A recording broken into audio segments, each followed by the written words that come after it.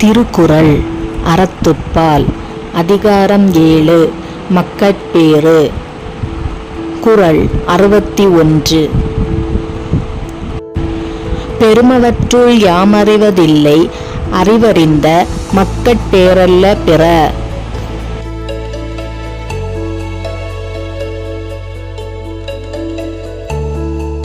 விளக்கம்: பெறத்தகுந்த பேறுகளில் அறிய வேண்டியவைகளை அறியும் நன்மக்களை பெறுவதை தவிர மற்ற பேறுகளை யாம் மதிப்பதில்லை.